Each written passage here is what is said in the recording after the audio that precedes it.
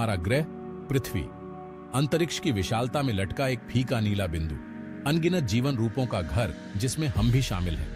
हम प्रयास करते हैं, हम सपने देखते हैं, हम अपनी सभ्यताएं बनाते हैं, फिर भी क्या हमने कभी सोचा है कि उस भाग्य के बारे में सोचा है जो भव्य ब्रह्मांडीय नाटक में हमारे घर का इंतजार कर रहा है? पृथ्वी का अंत एक भयावह विचार है ना, लेकिन मृत्यु अवश्यंभावी है, ग्रहों के लिए जैसा कि तारों और आकाश गंगाओं के लिए है। सवाल यह नहीं है कि कब, बल्कि कब और कैसे।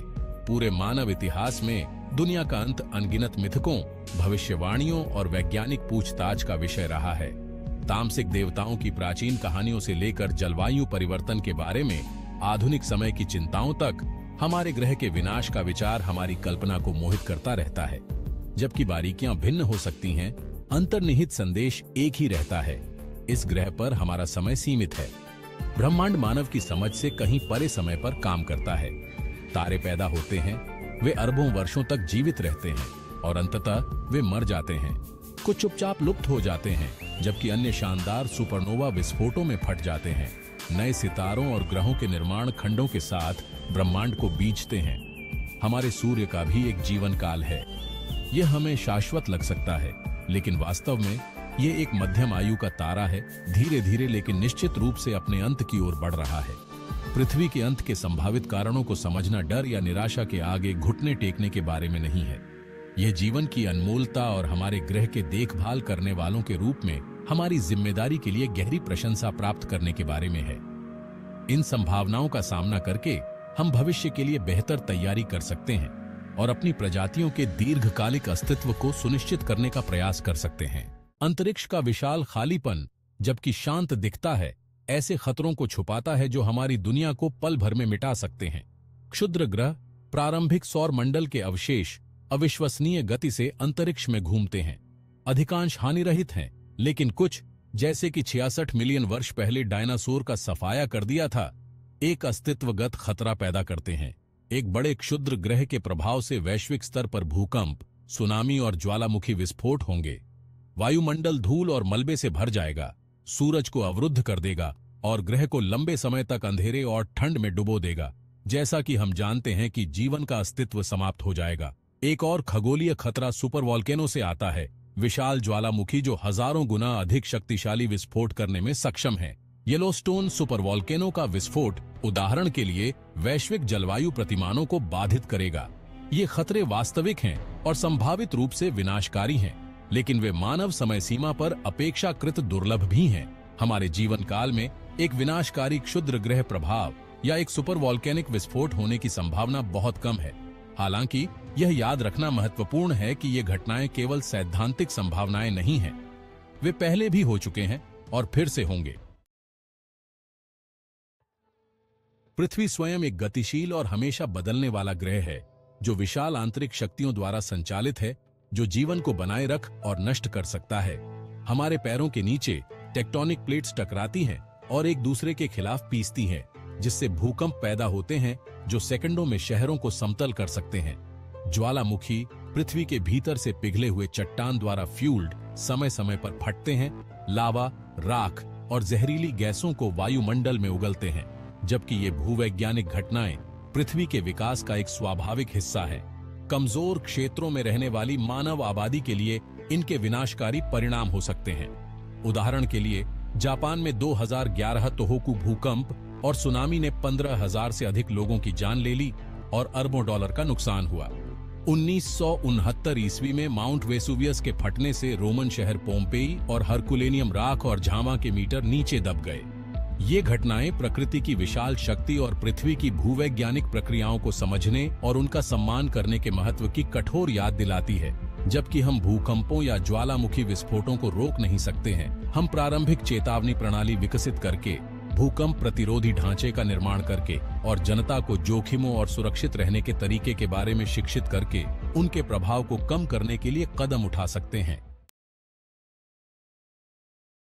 भाग 4, हमारा अपना सबसे बड़ा दुश्मन। विडंबना यह है कि पृथ्वी के भविष्य के लिए सबसे महत्वपूर्ण खतरों में से एक ब्रह्मांड या ग्रह से ही नहीं, बल्कि हमारी अपनी प्रजातियों से आता है। विशेष रूप से औद्योगिक क्रांति के बाद से मानवीय गतिविधियों का ग्रह के पर्यावरण पर गहरा और अक्सर हानिकारक प्रभाव पड़ा है।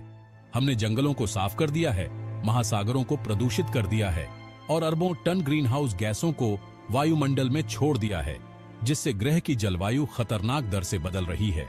जलवायु परिवर्तन के परिणाम पहले से ही दुनिया भर में महसूस किए जा रहे हैं।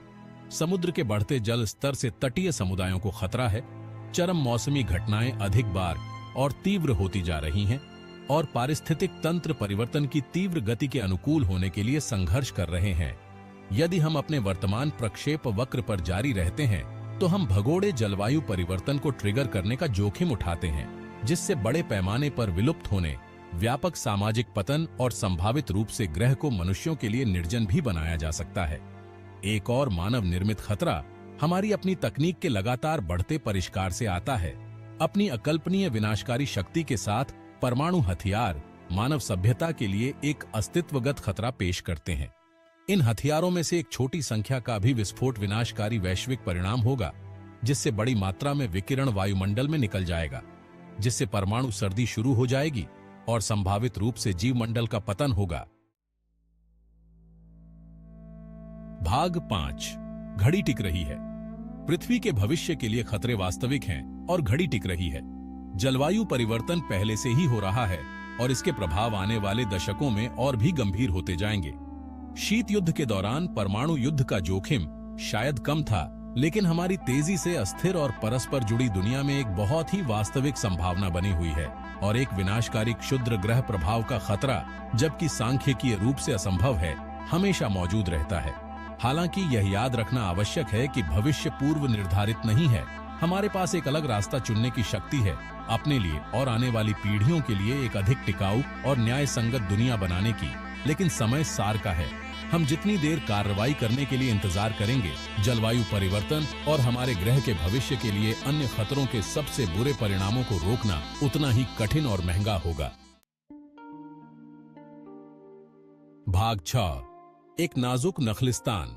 ब्रह्मांड की भव्य योजना में पृथ्वी विशाल और अक्षम्य ब्रह्मांड में जीवन का एक छोटा और नाजुक नखलिस्तान है। हमारे ग्रह पर जीवन को संभव बनाने वाली परिस्थितियां कारकों के एक नाजुक और जटिल संतुलन का परिणाम है, जिन्हें आसानी से बाधित किया जा सकता है। पृथ्वी का वायुमंडल अपने जीवन निर्वाह ऑक्सीजन और सुरक्षात्मक ओजोन परत के साथ अरबों वर्षों की भूवैज्ञानिक और जैविक प्रक्रियाओं का परिणाम है।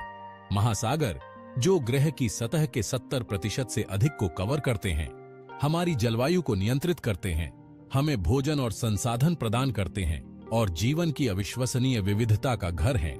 महाद्वीप अपने विविध परिदृश्यों और पारिस्थितिक तंत्रों के साथ अनगिनत प्रजातियों के पौधों और जानवरों के लिए आवास प्रदान करते हैं। हमें याद रखना चाहिए कि हम प्रकृति से अलग नहीं हैं, बल्कि इसका एक हिस्सा है। हमारे कार्यों के परिणाम होते हैं, न केवल स्वयं के लिए बल्कि पृथ्वी पर सभी जीवन के लिए। भाग 7। हमारा ब्रह्मांडीय कर्तव्य। ब्रह्मांड में एकमात्र जांत प्रजाति के रूप में जो ब्रह्मांड और उसके भीतर हमारे स्थान को समझने में सक्षम है, हमारा अपने ग्रह की रक्षा करने और जीवन के अस्तित्व को सुनिश्चित करने के लिए एक नैतिक दायित्व है। जैसा कि हम जानते हैं, ये केवल परोपकार का कार्य नहीं है, बल्कि आत्मसंरक्षण का विषय है। जलवायु परिवर्तन के प्रभावों को कम करने के लिए हमें जीवाश्म ईंधन से दूर जाना चाहिए और अक्षय ऊर्जा स्रोतों में निवेश करना चाहिए। हमें परमाणु युद्ध और सामूहिक विनाश के अन्य हथियारों के खतरे को खत्म करने के लिए काम करना चाहिए। हमें अंतरिक्ष का पता लगाना जारी रखना चाहिए, न केवल अपनी जिज्ञासा को संतुष्ट करने के लिए, बल्कि संसाधनों और ज्ञान की तलाश करने के लिए जो हमारे ग्रह की रक्षा करने में हमारी मदद कर सकते हैं। पृथ्वी का भविष्य हमारे हाथ में है। हमें बुद्धिमानी से चुनाव करना चाहिए।